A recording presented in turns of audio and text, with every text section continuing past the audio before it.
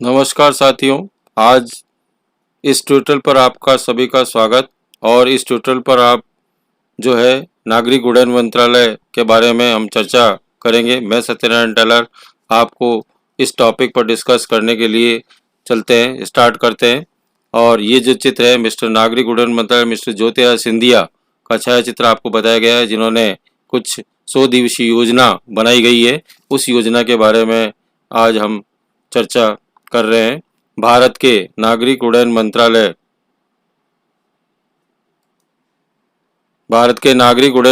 के बारे में केंद्रीय नागरिक उड्डयन मंत्रालय मंत्री मिस्टर ज्योतिरादित्य सिंधिया ने भारत के नागरिकों के उड्डयन के बारे में बढ़ावा देने के लिए 100 दिन की एक कार्य योजना या पॉलिसी की घोषणा की गई है। इस योजना के मुख्य हमारे बिंदु जो हमारे सामने है उसका अध्ययन हम करेंगे। केंद्रीय नागरिक उड्डयन मंत्रालय मिस्टर ज्योतिरादित्य सिंधिया 9 सितंबर 2021 को भारत के नागरिक उड्डयन मंत्रालय के लिए 100 दिवसीय योजना का घोषणा प्लान बताया गया है, जिसमें नीतिगत उपाय, हवाई अड्डों के साथ साथ हेलीपोर्ट का विकास शामिल है। नागरिक उड्डयन मंत्रालय ने तैयार किया गया है।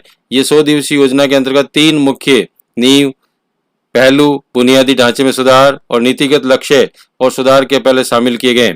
इस 100 दिवसीय योजना में ऐसे 10 मुख्य बिंदु पॉइंट शामिल है, जिसका उद्देश्य नागरिक उड्डयन क्षेत्र को बढ़ावा देना और कोविड-19 की महामारी के प्रतिकूल प्रभावित जो हुआ है, भारत की एयरलाइंस को वर्तमान में अपनी पूर्व महामारी घरेलू उड़ानों की तुलना में अधिकतम 72.5% संचालित करने की अनुमति मिल गई है। कोरोना वायरस महामारी के कारण भारत ने 25 मई 2020 से इस उड़ानों को फिर से शुरू करने की थी। भारत के नागरिक उड्डयन मंत्रालय को बढ़ावा देने के लिए निर्मित 100 दिवसीय कार्य योजना आपके जानने के लिए हम आपके सामने लेकर प्रस्तुत है।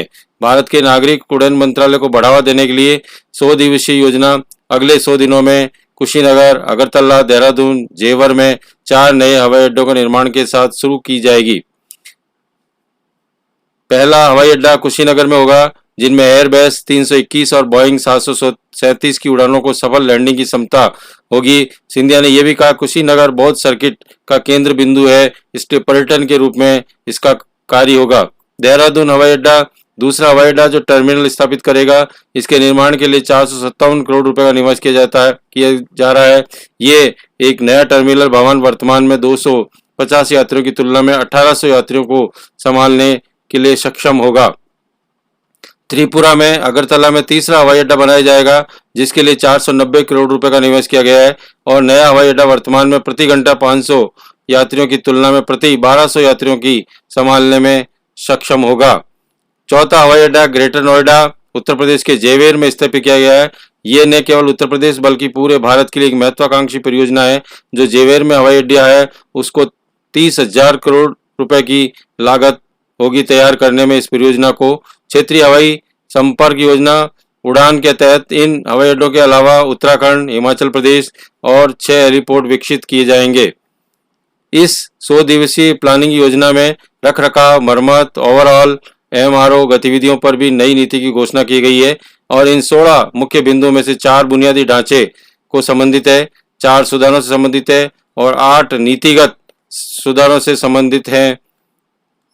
ये 100 दिवसीय प्लान जो है 30 अगस्त 2021 से 30 नवंबर 2021 तक जारी रहेगा। इस क्षेत्र में गठित अलग अलग सलाहकार समूह के संयुक्त परामर्श के बाद ये 100 दिवसीय योजना प्लान को तैयार किया गया है। इस वीडियो के लिए यहीं आपको समापन की घोषणा करते हैं। Thank you for this.